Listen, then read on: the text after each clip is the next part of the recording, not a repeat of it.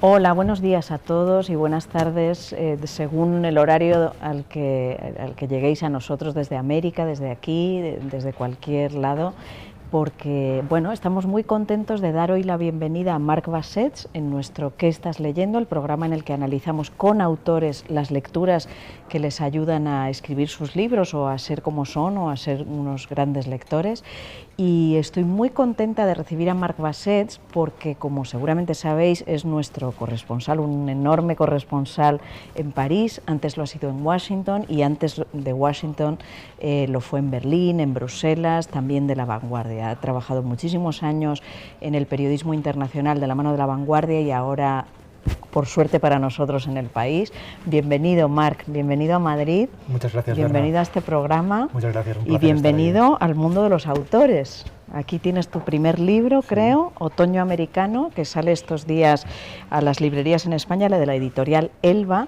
Marc, que como sabéis ha estado 10 años en América y ha conocido desde la victoria de Obama hasta, bueno, lo que ya sabemos que ha sido la victoria de Trump y muchísimas cosas que nos va a contar, ha retratado en este libro, bueno, esos 10 años, ese espíritu de otoñal en el que estás apuntando una cierta decadencia. Cuéntanoslo tú, Marc, ¿qué es Otoño Americano? Otoño Americano es una crónica, un reportaje, una foto de 10 años en la historia de Estados Unidos, desde casi la historia desde dos otoños. El otoño del 2008, en el que Barack Obama gana las elecciones con aquel Yes We Can, sí se puede o sí podemos, aquel momento de esperanza en unos Estados Unidos más abiertos al mundo, más multiculturales, más progresistas, y el otro otoño, el otoño del año pasado, en el que Donald Trump gana las elecciones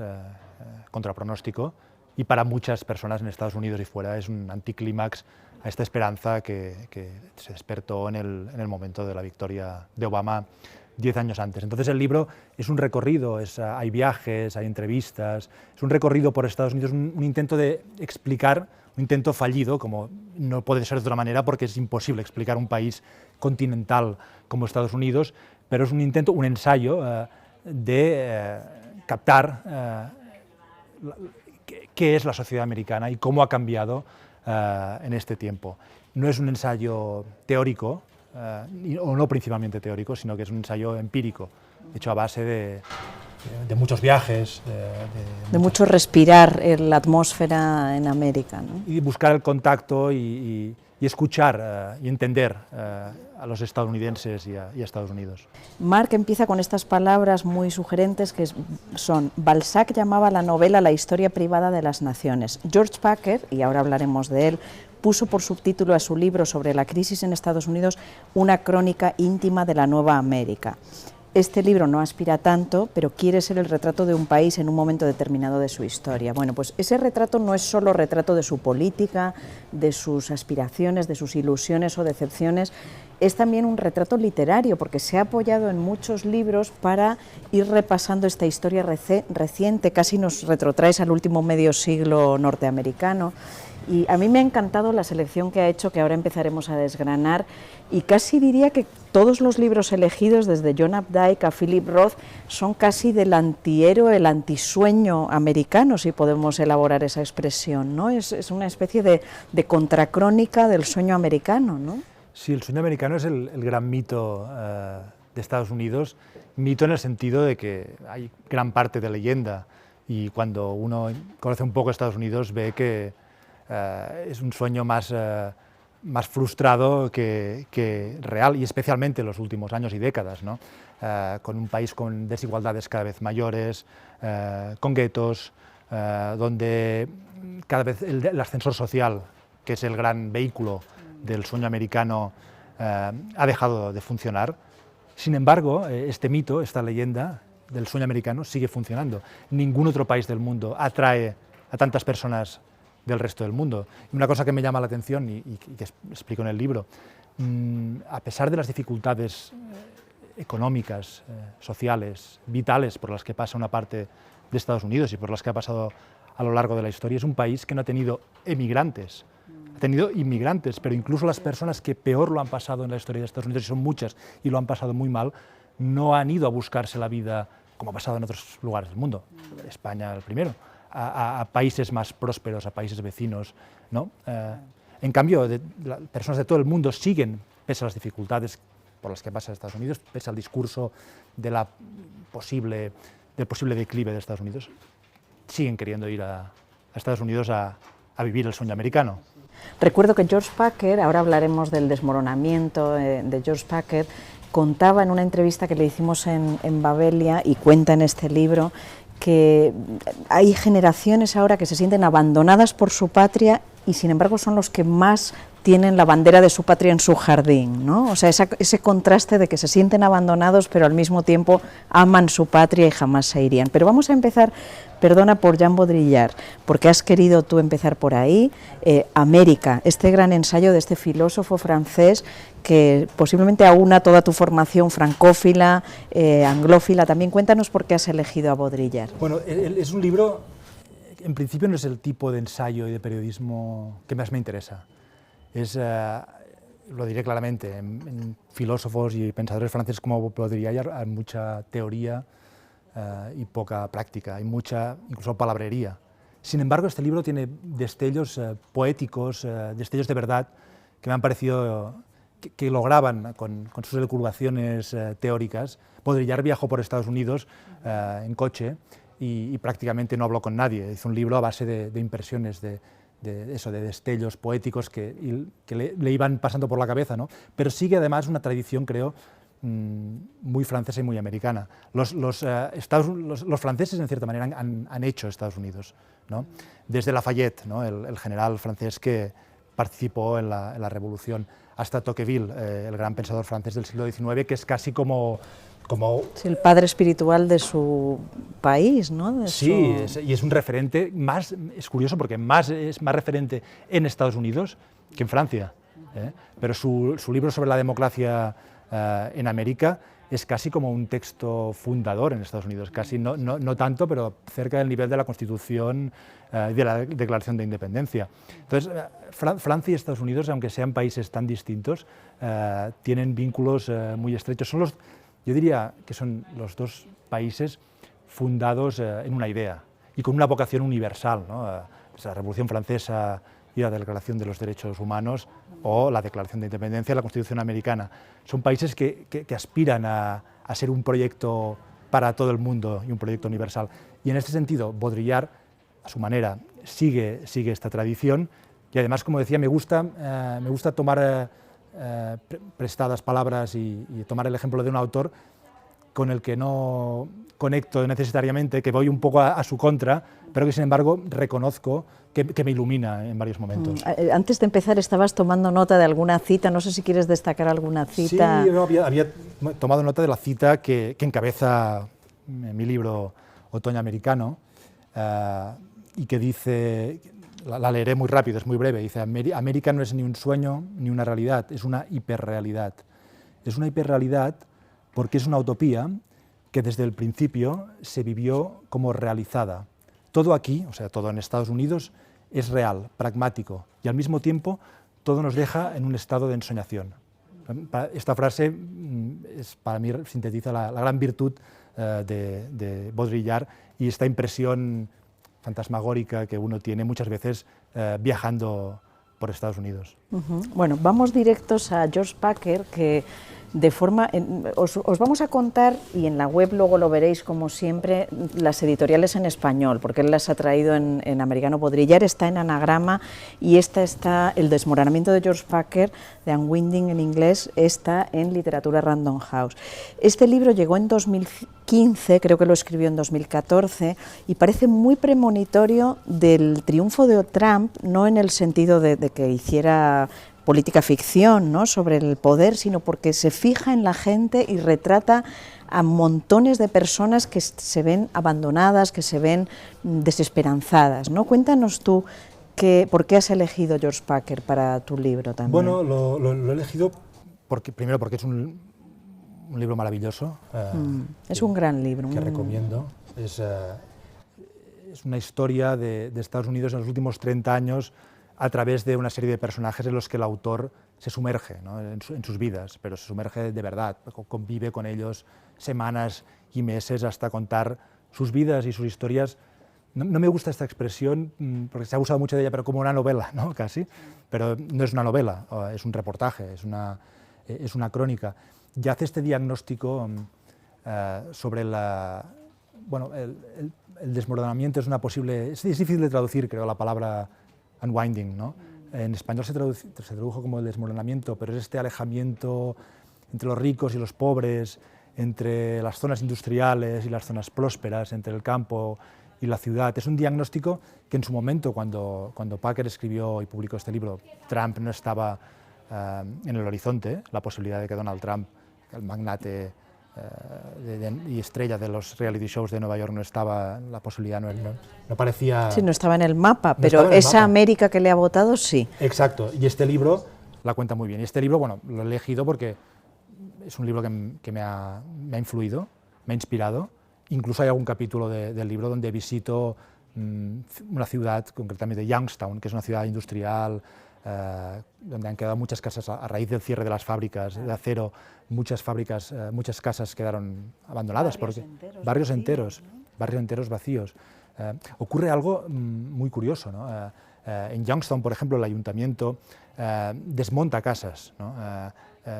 Y entonces fui a ver una operación de desmontaje de una casa. Van unas grúas y en un par de horas destruyen una casa, y esto ha ocurrido en gran parte de Youngstown. Y esto mismo lo vi un tiempo antes en Alemania, en la antigua Alemania del Este, donde había también un fenómeno muy similar, ciudades construidas durante el stalinismo, ciudades modélicas que eran en los años 40, bueno, más bien 50, 60, que luego, con el cierre de las industrias, con la caída del muro de Berlín, la reunificación alemana, quedaron vacías, y ocurría lo mismo, desmontaban.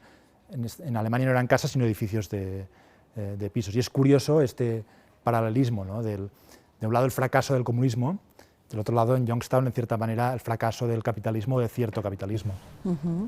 Interesante. Bueno, cómo no, Harper Lee, Matar a un ruiseñor.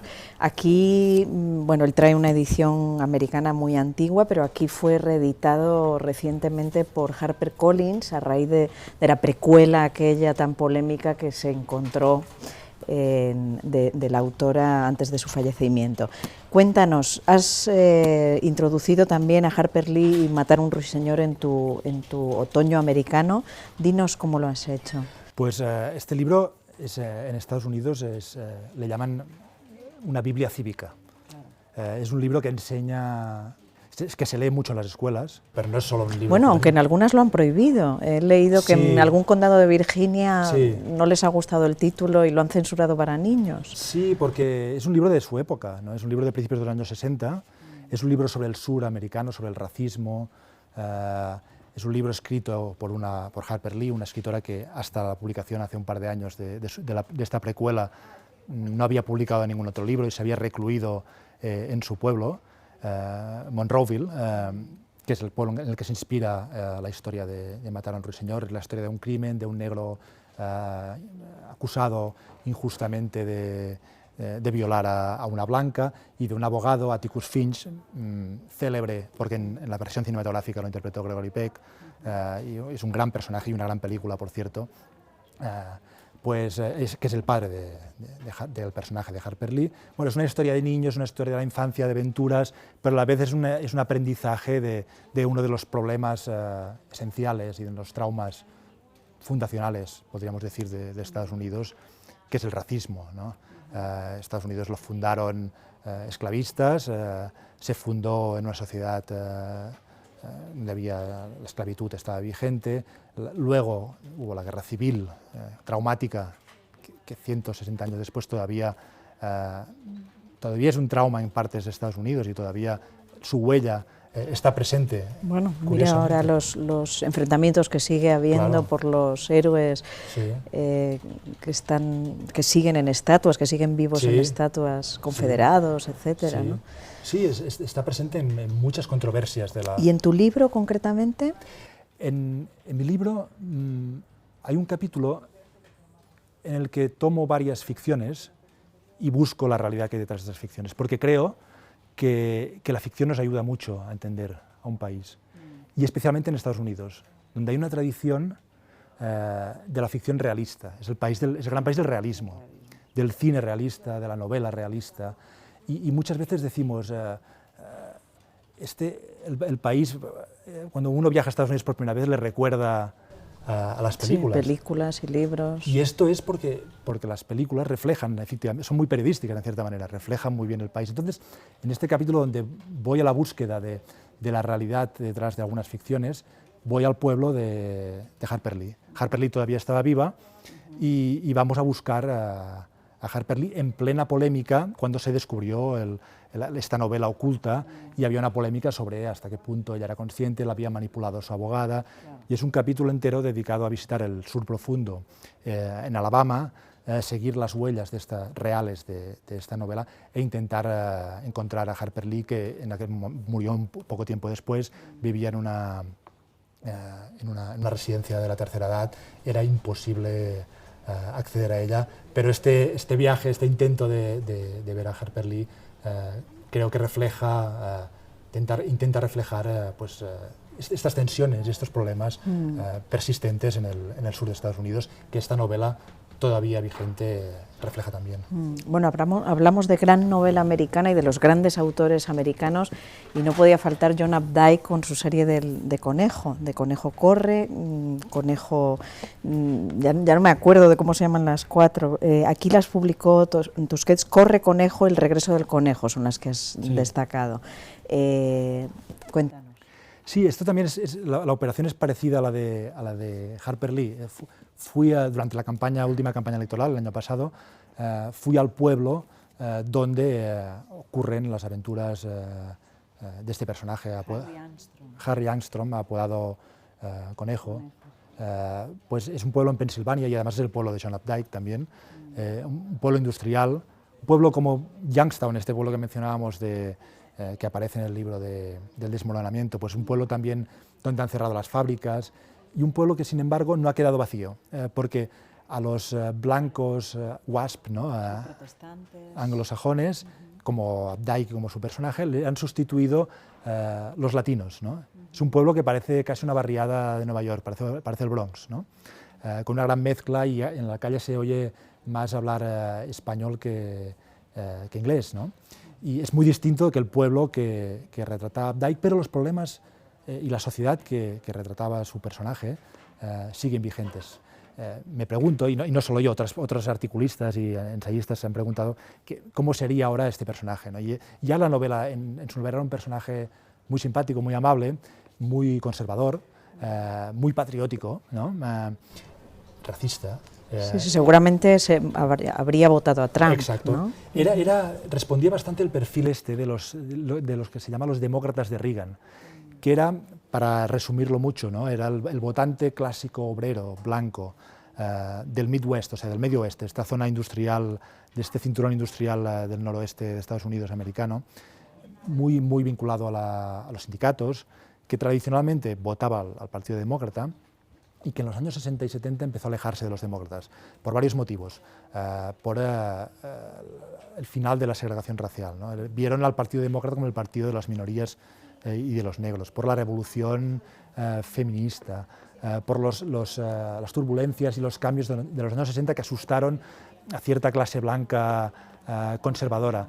Y Reagan supo darles a estos blancos pues un mensaje de optimismo, de patriotismo, y Harry Angstrom, el conejo de las novelas de Updike, creo que es el prototipo del demócrata de Reagan, y casi seguro, estoy convencido de que sería un trumpista de pro actualmente. Bueno, y vamos ya a La conjura contra América, que aquí publicó, de Philip Roth, que aquí publicó Literatura Random House. Por cierto, El desmoronamiento de Packer es de Debate, me he equivocado antes. Este es en España está por Literatura Random House, que es una especie de ficción de la victoria en los 40 de un candidato antisemita, filonazi, en fin, empieza a parecernos un poco la realidad a la ficción. Sí, nos podemos... Este libro se ha recuperado bastante con la victoria de Trump, precisamente por las posibilidades de que gane un ser tan racista y tan... Sí, y se ha releído, ¿no? Y este personaje es Charles Lindbergh, que además era una de las primeras... Piloto, ¿no? El gran piloto, la estrella de la aviación. Era un gran... En los años 30 era una celebridad, una de las primeras celebridades de la prensa people, de la prensa del corazón, ¿no? Su vida privada era objeto de seguimiento al detalle, la gente escuchaba sus historias en la radio, las leía en las revistas. Era un famoso, como Donald Trump, ¿no? Y en esta novela extraordinaria, Philip Roth imagina que hubiera ocurrido si hubiese ganado las elecciones, pues esto, un candidato amigo de Hitler, filonazi, antisemita, en Estados Unidos en 1940 en vez de Roosevelt, ¿no? Y lo hace de una manera como unas falsas memorias, contando la vida del pequeño Philip Roth, un niño judío de Newark, la ciudad de Nueva Jersey donde creció Roth, y contando esta historia alternativa. Creo que hay que ir con cuidado a la hora de hacer paralelismos históricos. Trump no es nazi, no estamos en los años 40, pero esta novela yo creo que ayuda mucho a entender, como los otros libros, a Estados Unidos, y también lo que significa y lo que puede ser la historia, que no está escrita, puede ir en muchos sentidos. El lema de Charles Lindbergh realmente encabezó un movimiento que se llamaba America First, ¿no? América primero, que estaba en contra, que tenía simpatías con la Alemania nazi y que estaba en contra de la entrada de Estados Unidos en la Segunda Guerra Mundial. Y durante la campaña electoral, la última, el lema o uno de los lemas de Donald Trump era America First, exactamente el mismo. Seguramente Trump ignora la genealogía histórica de este... Bueno, pero algunos asesores podrían haberlo advertido, ¿no? Y es revelador lo que dice de Trump y de su partido, que recuperen sin ningún complejo este eslogan de tan siniestras evocaciones, ¿no? Claro. Bueno, y al fin y al cabo, cuando ha ido a Arabia Saudí, creo que se ha visto también con el presidente de Filipinas, es decir, que tiene unas compañías a veces un poquito dudosas, ¿no? Sí, sin duda. El presidente actual. Sí, y tiene también esta cosa del aislacionismo, que bueno, que luego la práctica es mucho más compleja, como está descubriendo el presidente Trump, y no todo su programa o sus ideas, algunas extravagantes e improvisadas en la campaña, pueden aplicarse tan fácilmente, pero sí que hay un punto en común entre su tendencia al aislacionismo, a América para los americanos, no nos meteremos en asuntos globales, y el aislacionismo de los años 40 de personas como Lindbergh, ¿no? Bueno, y por último, la ironía en la historia americana, Reinhold Niebuhr. Sí. Cuéntanos. Bueno, Niebuhr es uno de los pensadores, era un teólogo y filósofo americano de mediados de siglo, es uno de los pensadores más influyentes en Estados Unidos en la posguerra mundial, incluso hasta nuestros días. He elegido este libro, que cito también en el otoño americano, porque, primero por el valor en sí del libro y de Niebuhr, pero también porque era el pensador de cabecera, o uno de los pensadores de cabecera de Barack Obama, ¿no? Niebuhr es el filósofo del claroscuro, de la ambigüedad, el que critica. Él fue un gran anticomunista durante la Guerra Fría, pero también estuvo en contra de la Guerra de Vietnam. Él era un pensador que argumentaba en contra del mesianismo americano, del excepcionalismo americano. La idea esta de que Estados Unidos, y esto, como decíamos, tiene algo en común con Francia, de que tiene una misión global, ¿no? De este idealismo un poco naif, un poco ingenuo y un poco ciego de creer que Estados Unidos, con su virtud, con su carácter virtuoso, puede arreglar el mundo, ¿no? Cuando la realidad es mucho más compleja, sucia, es más complicada, ¿no? Y es un poco, yo creo que Obama se inspira mucho en Niebuhr como contrapunto a su antecesor, a George Bush, que es el anti-nieburiano por excelencia, cuando llega a Oriente Medio y piensa que con 4 papeles hechos en think tanks de Washington y 4 esquemas podrá transformar Oriente Medio y llevar la democracia ahí, ¿no? Y el gran momento niburiano de Barack Obama es su discurso de aceptación del premio Nobel, ¿no? Que fue un momento muy extraño realmente. Obama acababa de llegar al poder, no había hecho nada y recibió el premio Nobel de la Paz. Y el propio Obama lo reconoció así, y en su discurso él decía: yo soy admirador de Martin Luther King y de Gandhi, pero sé que una potencia y un país como Estados Unidos a veces tendrá que recurrir a la guerra y a la violencia, que nadie gusta y que es una tragedia. Pero, y esto es muy niburiano, el mundo y la realidad es trágica. Y este sentido trágico de la vida, podríamos decir, de Obama, viene en gran parte de este gran teólogo y pensador que es Reinhold Niebuhr. Bueno, fascinante, Marc, tu selección, tu libro, Otoño Americano, que nos invita a leer estos y muchos otros libros más. Yo lo recomiendo, lo tenéis en la editorial Elba. Y bueno, pues muchísimas gracias por venir. No solo esta es tu casa porque lo es, porque eres nuestro corresponsal en París, sino porque tus oyentes en este momento, tus lectores, bueno, esperamos tus crónicas, esperamos tus libros y gracias por venir. Muchas gracias.